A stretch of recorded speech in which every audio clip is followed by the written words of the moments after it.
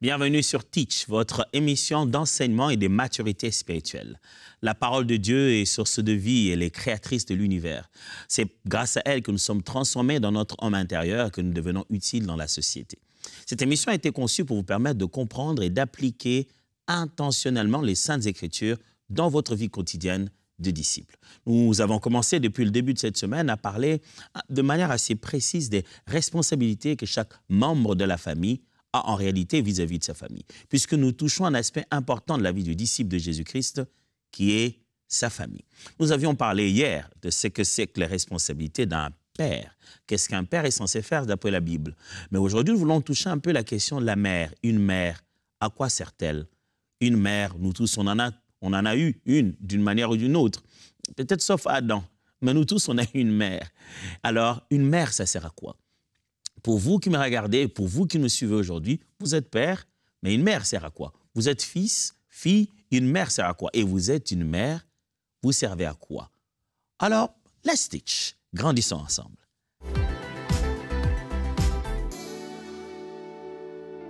Lorsque Dieu a fait exister Ève, il a fait exister une aide semblable à Adam.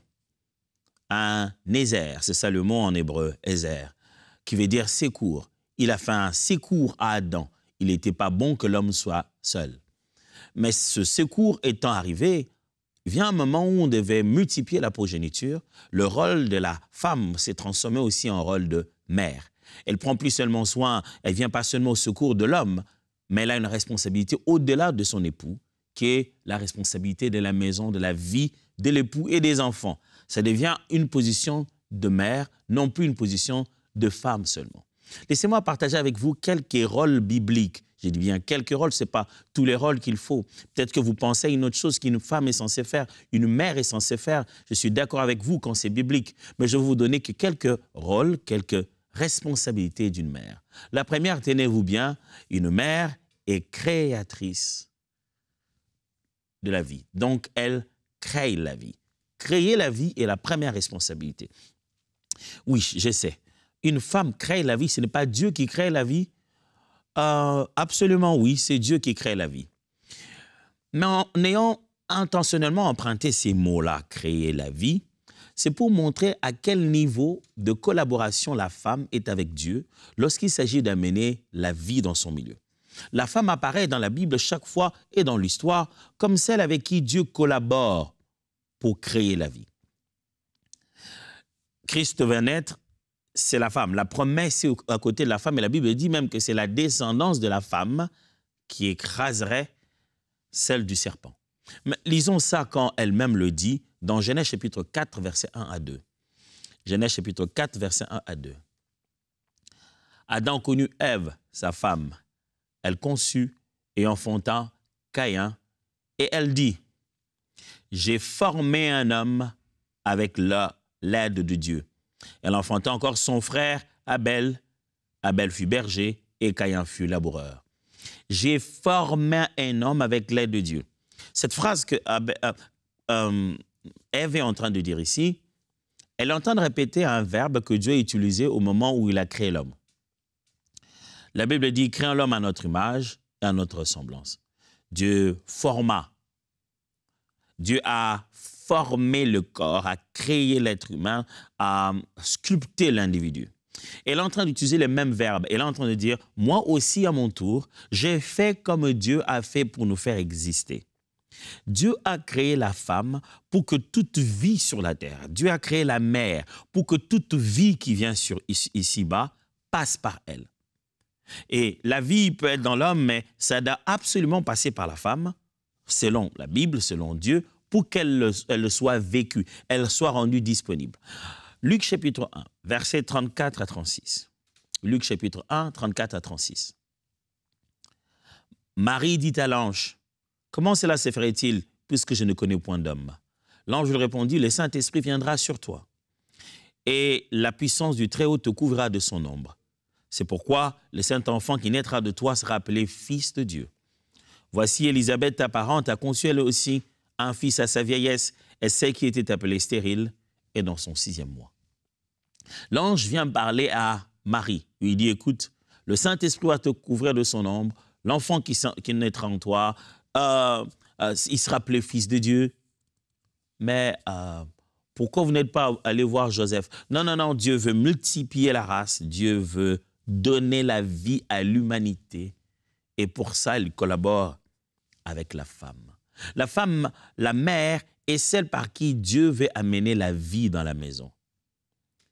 Et c'est celle par qui Dieu veut amener un autre climat de vie dans la maison. C'est pour cette raison. Le père peut avoir un problème, il peut s'énerver, les enfants peuvent avoir les problèmes. Quand c'est la mère qui ne va pas bien, elle peut polluer l'atmosphère de tous et de toutes. La vie dans la maison tourne autour de la femme. Dieu collabore souvent avec la mère pour apporter vie.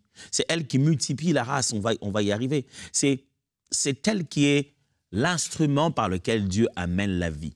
Ma prière pour vous, mère, c'est que vous soyez source de vie dans votre foyer. Dans votre façon de parler, vous devez amener la vie.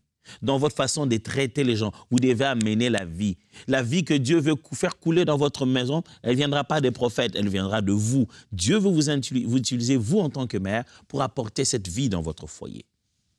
Deuxième rôle, gérer les ressources. La femme vertueuse est travailleuse et gestionnaire de ressources matérielles, financières et humaines de la maison.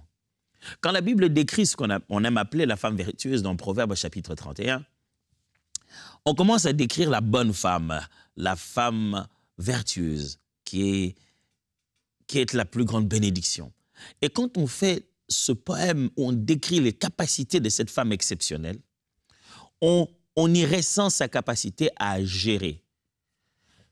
Si l'homme a la vision du foyer, si le mari, le père, a une vision spirituelle et sociale du foyer, s'il est celui qui va gagner de l'argent, selon le rôle fondamental, comprenez-moi bien, je ne suis pas en train de dire que la femme n'est pas censée gagner de l'argent et qu'elle ne peut pas pourvoir dans son foyer.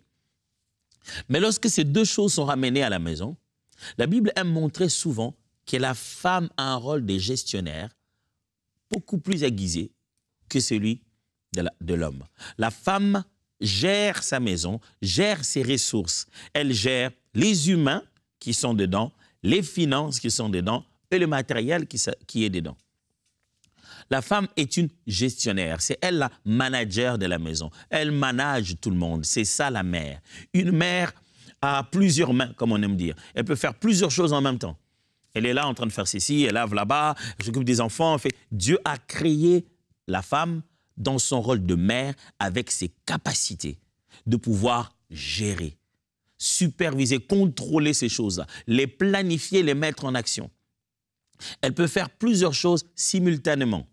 Elle peut gérer toutes ces choses simultanément. Vous savez, je me souviens bien avec ma femme à la maison, le matin quand on se réveille, moi je prépare mes histoires, je suis prêt. Si je dois sortir au même moment que les enfants, je pars. Elle a ses programmes différents, elle va sortir à son heure. Mais c'est elle qui gère tout le monde. C'est elle qui va me dire, bon, la personne qui a travaillé aujourd'hui à la maison, vraiment, je n'ai pas aimé son travail. Hein. Le travail n'a pas été comme il se doit. Demain, elle va me dire, ma chérie, moi, je n'apprécie pas trop le travail de cette personne, je pense qu'on doit s'en séparer. Et en plus, quand j'arrive chez moi, j'ai des fois l'impression d'être étranger. Je veux une chose, j'ai dit, chérie, ça là, tu as mis ça où? Quoi? Demande-moi. Des fois, quand on me voit faire le tour dans la cuisine, elle dit, tu veux quoi? et j'aime la blague que les enfants font d'habitude. Les enfants appellent tout chez moi à la maison comme appartenant à ma femme. Ils disent, ah, la cuisine de mamie, les chaises de mamie, la chambre de mamie. J'ai dit, des fois je lui dis, mais bah, nous tous on habite chez toi. C'est elle la gestionnaire. Des fois elle leur dit, ne mettez pas vos jambes sur mes chaises, ne touchez pas à ma cuisine. C'est elle la gestionnaire. Elle parle comme celle qui supervise et celle qui gère la maison. Proverbe 31, versets 15 à 18. Elle se lève quand il fait nuit encore. Ça, c'est la femme, la mère de la maison. Pourvoit en nourriture sa maisonnée. Elle donne ses instructions à ses servantes. Elle pense à un champ, alors elle l'achète. Du fruit de son travail, Elle plante une vigne, vous voyez, elle travaille. Avec plein d'énergie, elle se met à l'œuvre. De ses bras affermis, elle constate que ses affaires marchent bien. Jusque tard dans la nuit, sa lampe est allumée. La femme n'est pas que gestionnaire de ressources parce qu'elle a les bras croisés en attendant que l'homme les amène. Non, la Bible montre aussi qu'elle-même, elle est source, elle est moyen justement d'obtenir des ressources dans la vie de la famille. La mère gère les ressources, elle gère les gens.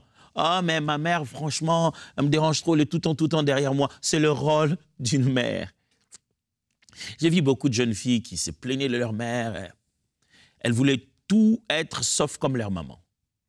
Jusqu'au jour où ils sont mariés, leurs propres enfants, et la maman vient les voir à la maison, et la voit, elle, la fille, en train d'étonner sur ses enfants.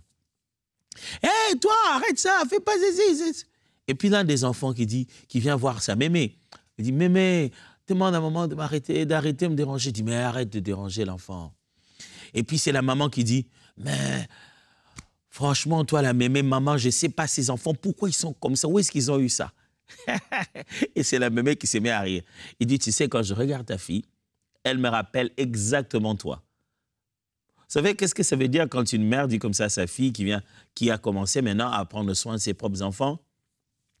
Ça veut simplement dire, maintenant, toi, ma fille, tu me rappelles beaucoup moi. Tu es devenue maintenant une mère et c'est elle, ta fille, qui est devenue ce que toi, tu étais à cette époque-là. Une mère est une gestionnaire et on ne devrait pas se plaindre de certains besoins de contrôle qu'elle a.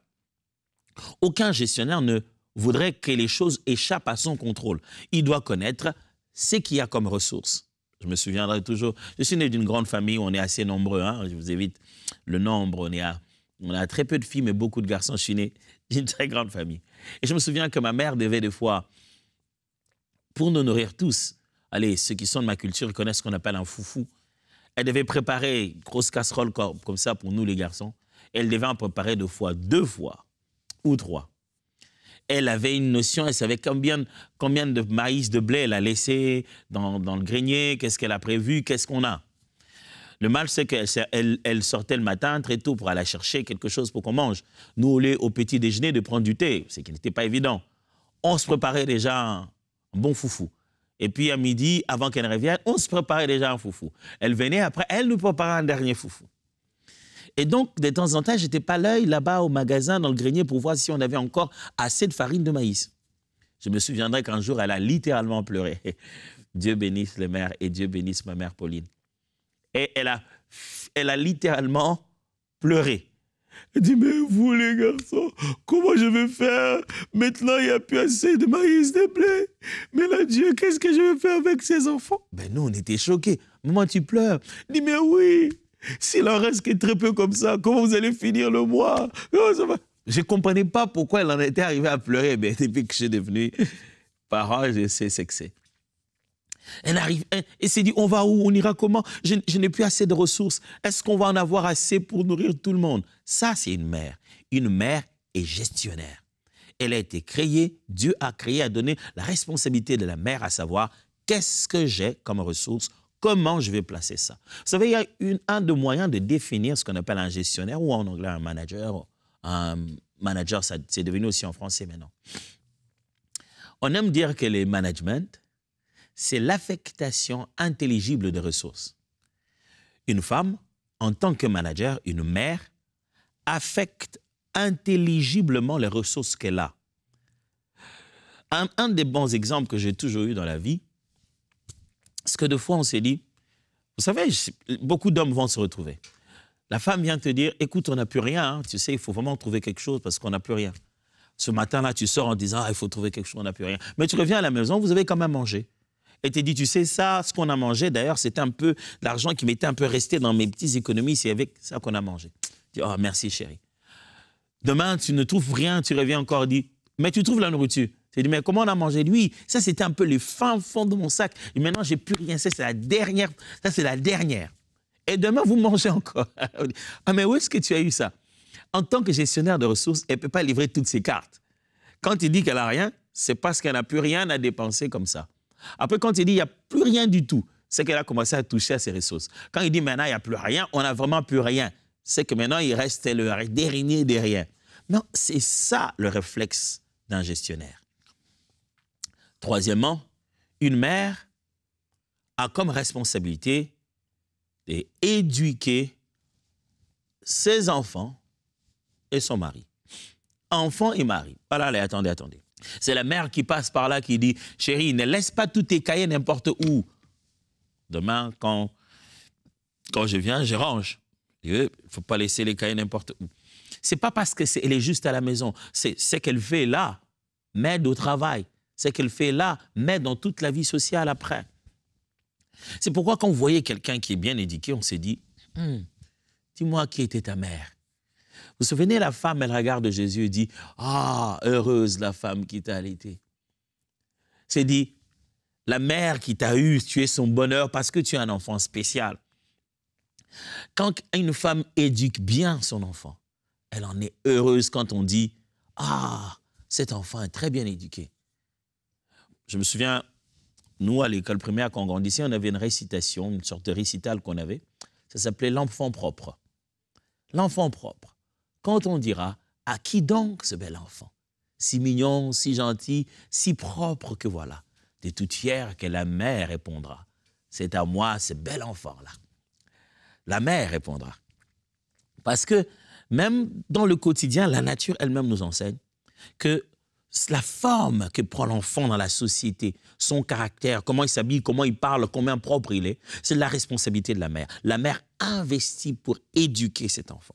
Proverbe chapitre 1, versets 8 à 9.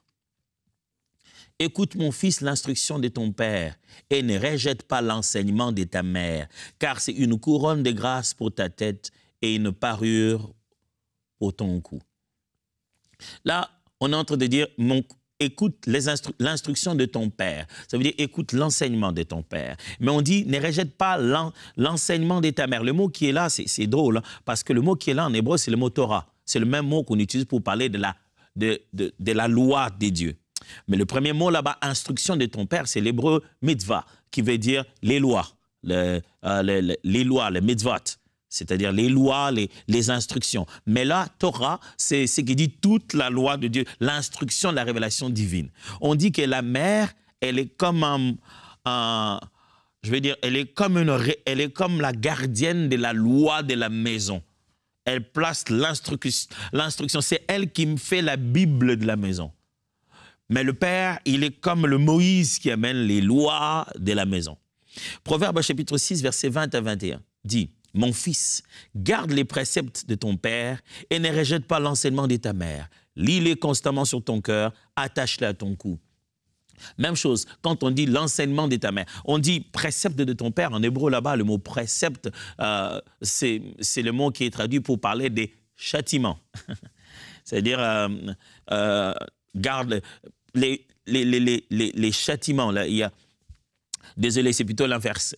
Au début, c'était instruction. Dans Proverbe 1, c'est là qu'il y avait le mot châtiment. Plutôt ici, précepte, c'est là qu'il y a le mot mitzvot ou mitzvah, qui veut dire des lois.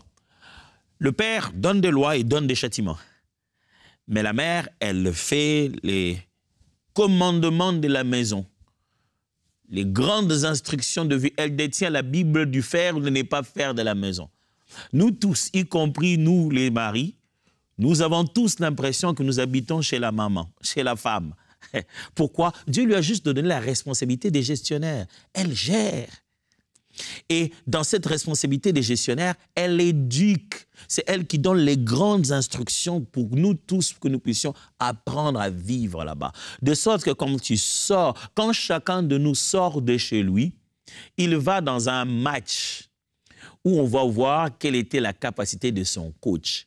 Le quotidien, demain dans la vie, pour une mère, ressemble à une compétition, pas dans le mauvais sens. C'est juste que ce sont des rencontres de différents joueurs entraînés par leurs entraîneurs. Et on va voir la capacité de ton entraîneur par ta performance sociale. Alors, on voit un enfant mal habillé, on voit que sa mère était responsable. On voit un mari débraillé, on se demande sa femme fait quoi? On voit un mari mal éduqué, un mari faisant des choses, on se demande, ben, tu as été élevé où? On donnera certainement cette responsabilité à sa mère ou à sa femme. La femme, Dieu l'a créée pour apporter cette éducation familiale, créer cette instruction de vie, cette sagesse de vie. Quatrièmement, le rôle de la femme, c'est de soutenir la vision de la famille. Lorsqu'une femme entre dans un foyer, elle vient comme un nézère, je l'ai dit, comme un secours. Quelque chose a précédé, elle vient secourir. Ça ne veut pas dire qu'elle abandonne ses rêves de jeunesse, ça ne veut pas dire qu'elle abandonne ses ambitions, ce qu'elle voudrait faire dans la vie.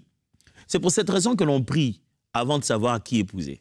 Parce que ta femme, celle qui doit être ta femme et qui va devenir mère de ta maison, c'est une personne qui, même quand elle était petite, les rêves qu'elle avait, les ambitions qu'elle avait, vont secourir ton rêve à toi, le mari. Dieu l'entraînait à être ton secours. Dans tout ce qu'elle rêvait, tout ce qu'elle veut faire dans la vie, quand elle va venir, ensemble, quand vous mettez votre vie ensemble, tu te rendras compte que même quand elle se réalise elle-même, elle réalise aussi la vision que tu as pour toi et pour toute ta famille. Là, je parle aux hommes. Une femme est donc ce soutien, ce secours à la vision de la famille. Genèse chapitre 1, versets 15 à 22. L'Éternel Dieu prit l'homme et le plaça dans les jardins d'Éden pour le cultiver et pour le garder. L'Éternel Dieu donna cet ordre à l'homme: tu pourras manger de tous les arbres du jardin, mais tu ne mangeras pas de l'arbre de la connaissance du bien et du mal, car le jour où tu en mangeras, tu mourras. L'Éternel Dieu dit: il n'est pas bon que l'homme soit seul. Je lui ferai une aide semblable à lui. L'Éternel Dieu forma de la terre tous les animaux des champs et tous les oiseaux du ciel, et il les fit venir vers l'homme pour voir comment il les appellerait. Et enfin, que tout être vivant porta le nom que lui donnerait l'homme.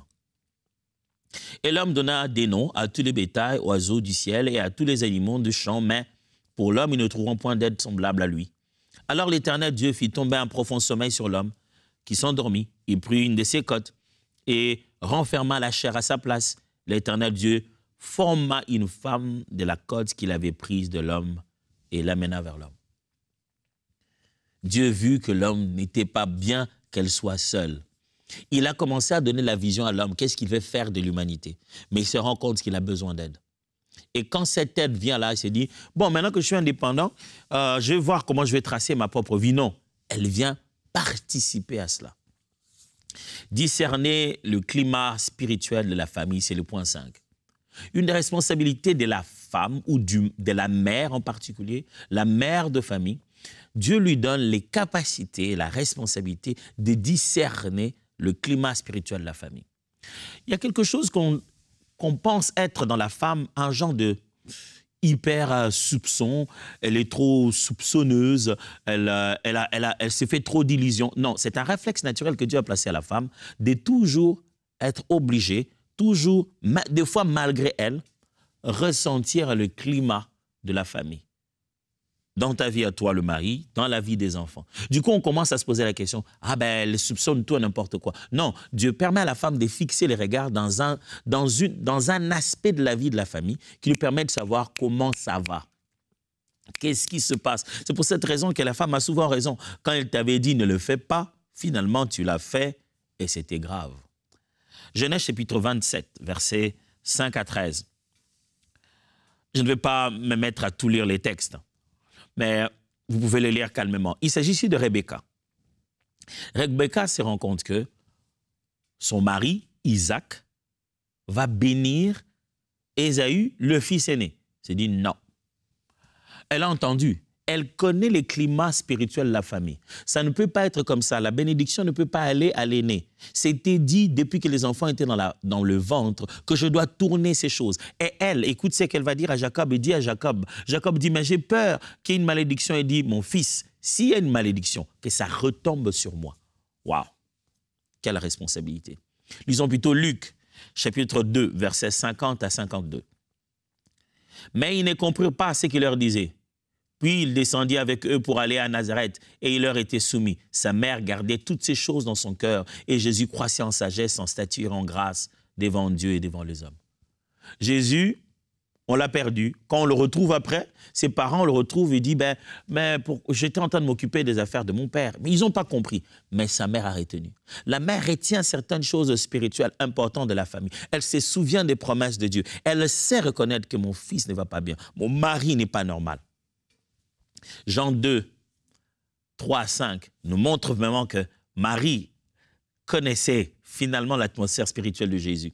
Le vin ayant manqué, la mère de Jésus lui dit, ils n'ont plus de vin. Jésus lui répondit, femme, qu'y a-t-il entre moi et toi? Mon heure n'est pas encore venue. Sa mère dit au serviteur, faites ce qu'il vous dira. La mère de Jésus connaissait tellement cette atmosphère de la vie de Jésus qu'elle a reconnue que le temps est arrivé pour que Jésus manifeste la puissance et les dons, les capacités qu'il est venu donner, manifester sur la terre. Dernier point, juste pour la route, une des responsabilités de la mère dans la maison, c'est aussi amplifier la bénédiction. Il en va de la nature de la femme que chaque sémence qui lui est donnée s'amplifie. Quand tu trouves une femme, tu trouves le bonheur. Quand tu trouves une femme que Dieu t'a donnée, elle amplifie les dons qui sont en toi. Je veux dire, elle amplifie les capacités qui sont en toi. Tu deviens meilleur. La femme est une forme d'amplificateur. Le seul problème, c'est qu'elle amplifie tout. Si tu mets à l'intérieur aussi des mauvaises paroles, les jours où on va te les rendre, même en 2 mots, ça sera gros, gonflé, et ça fera beaucoup plus mal. Mais la mère devrait regarder ça du bon côté, en se disant, Dieu, tu m'as créé pour amplifier tout ce qu'il y a dans cette maison. Que dois-je faire pour cela? J'ai parlé des mères et j'aimerais prier pour vous. Dieu, je vais prier pour mes sœurs, mes mères, mes tantes. Mon Dieu, je prie pour toutes ces personnes, en fait, à qui tu as donné cette responsabilité de mère dans le foyer. Ayant déjà eu d'enfants ou pas, elles sont mariées, elles habitent quelque part, même si elles n'ont pas encore leurs propres enfants à elles, mais elles sont certainement en train de prendre soin d'autres personnes, y compris de leur mari. Je te prie, ô Dieu, toi qui as toujours collaboré avec la femme pour faire des choses exceptionnelles, je te prie, rends-leur sensibles à toi et sensibles à leurs responsabilités. Donne-leur davantage de perspicacité pour se rendre compte que leur rôle des gestionnaires dépasse juste la capacité de travailler dans une cuisine. C'est toute la survie, les ressources de la famille sont entre leurs mains. Père, que mes sœurs deviennent les bénédictions de leur foyer. Au nom de Jésus. Amen. Dieu vous bénisse.